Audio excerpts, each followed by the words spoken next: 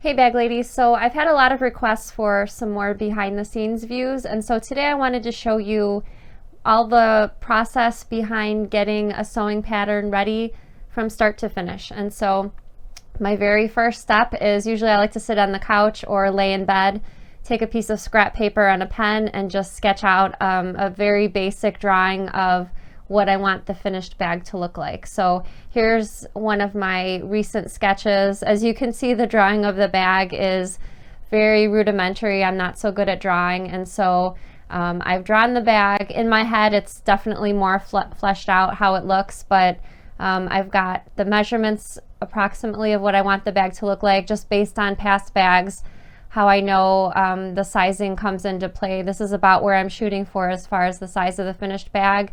And as you can see, I've gone ahead and written down some fabric requirements. So I'm very much estimating in my head how much exterior and lining fabric. I already know which interfacings I'll be using, and again, I'm just estimating what those amounts will be.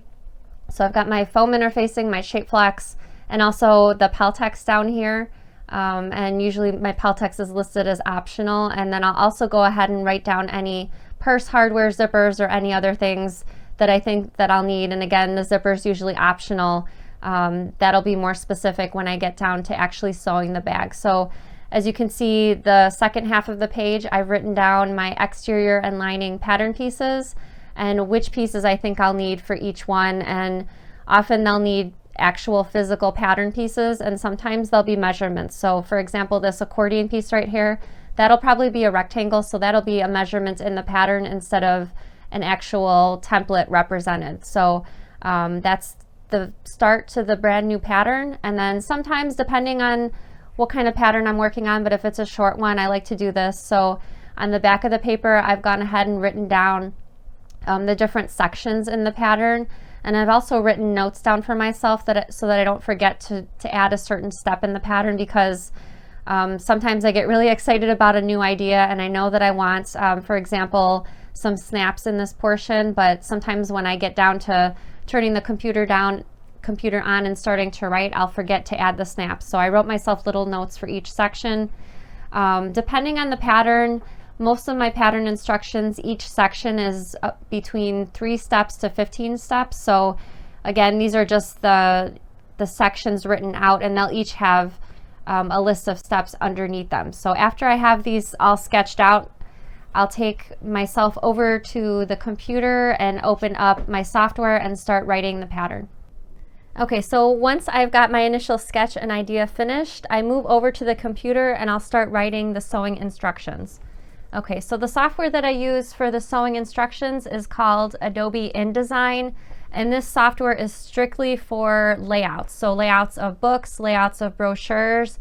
That's pretty much what it does, and it does it really well. So on my screen is an instruction that I'm in the middle of writing.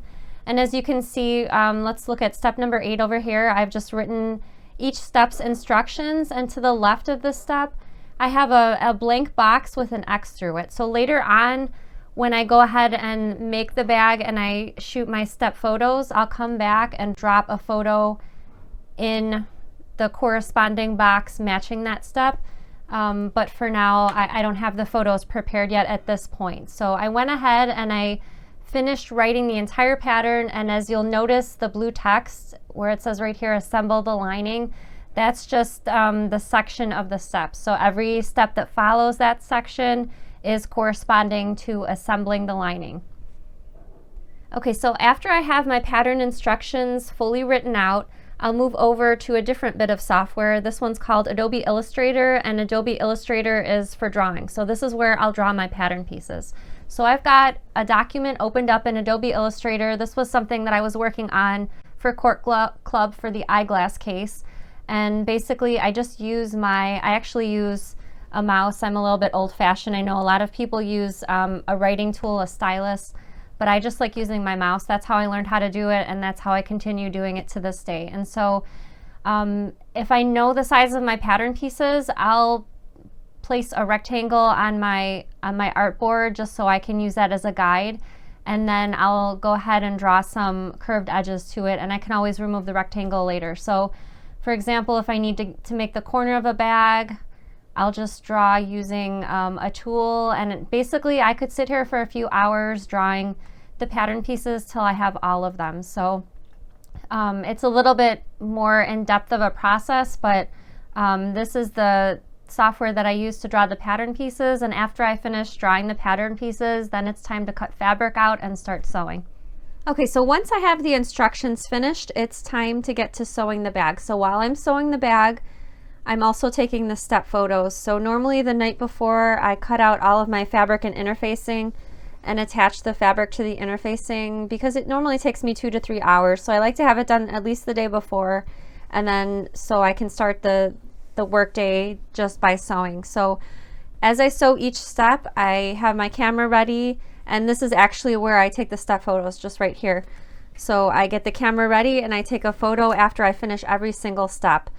By the time I'm finished with all the step photos, the bag is all finished as well, and then I'm ready to take those photos and edit them in Photoshop. Also, while I'm sewing, I take the written instructions that I have, print them out, and I'll actually make notes on the pattern. So maybe a helpful hint if I need to add something or change a measurement. So if I need to do maybe 1.5 inches instead for the magnetic snap, I'll write that down. And I'll transfer all of these written instructions later into my original InDesign file. Okay, after I've made my prototype bag and taken all of the step photos with my camera, then I move over to yet another type of software. This is called Adobe Photoshop, and the purpose of Photoshop is editing photos. So I'll take all of my step photos from my camera and input them into Photoshop. So on my screen, I've got one of my step photos from one of my older patterns, and I'm going to edit this photo for the size of the pattern. So I'll need to make it a certain size to fit in my pattern template. So I'll just go ahead and do that. Sometimes the lighting on the particular photo is a little bit dark, so I'll make some adjustments to that so I can make the photo lighter or darker.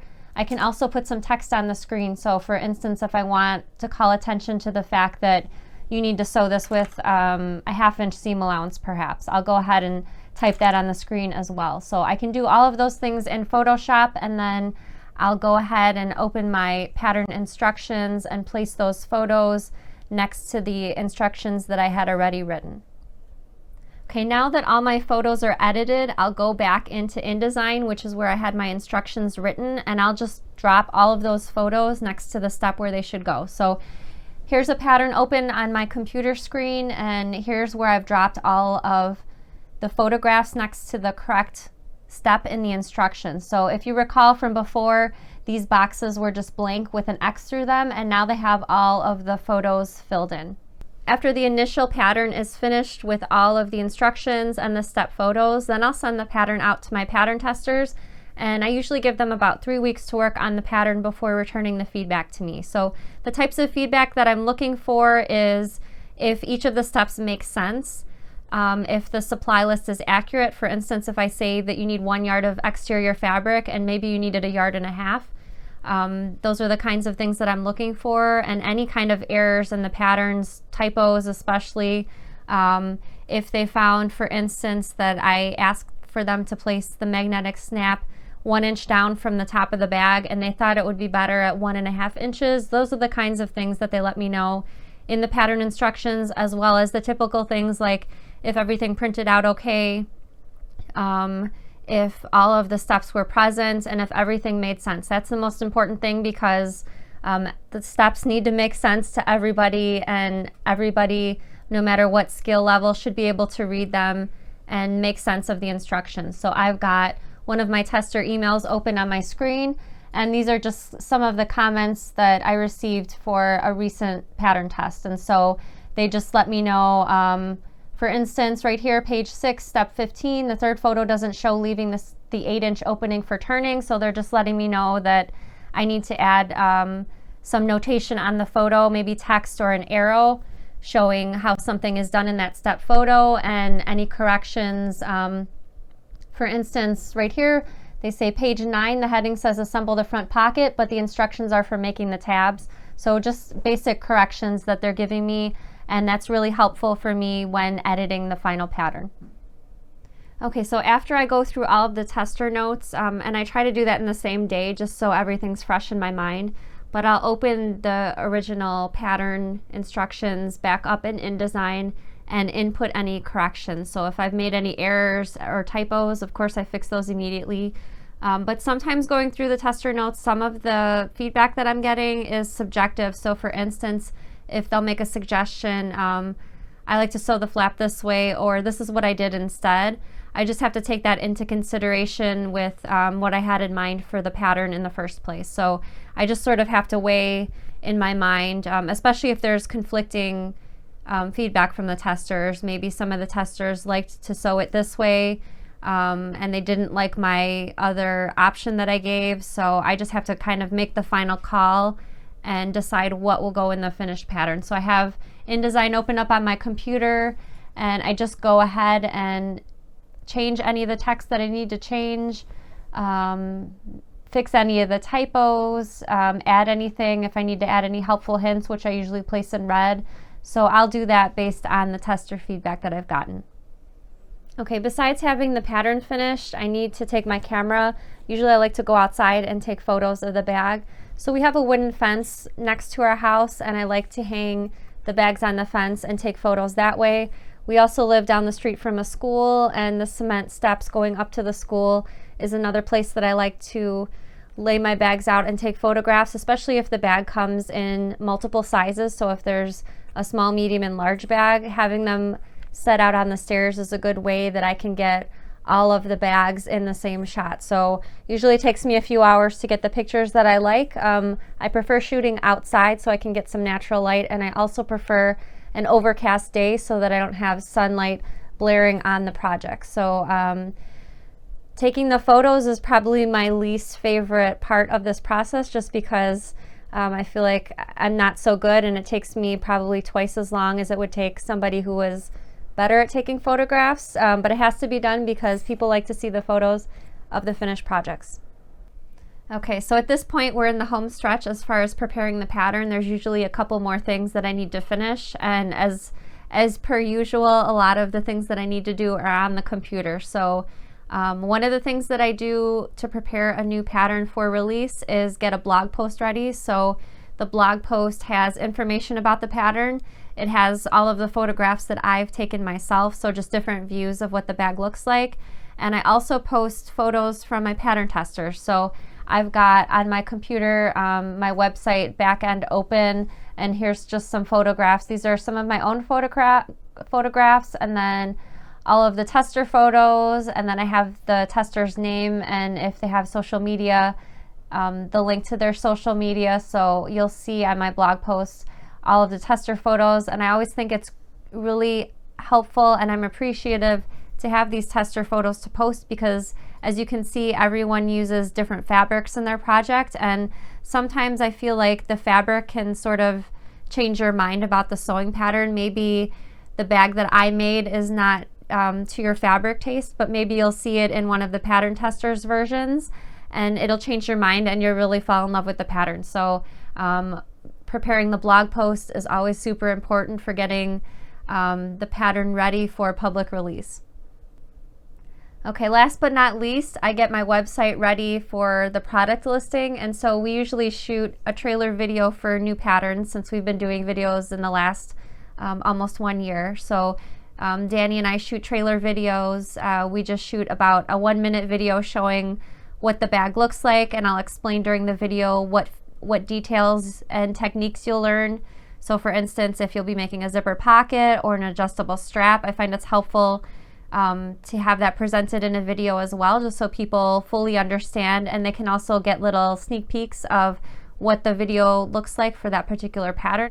Okay, so here's my website back end, and I've put the trailer video in. I've put some specific details about the pattern, like the finished size, how long the video is, and just pertinent details about that sewing pattern. And so all of that information, the trailer videos, information about the pattern, will go into the product listing, and then it's time to make everything go live.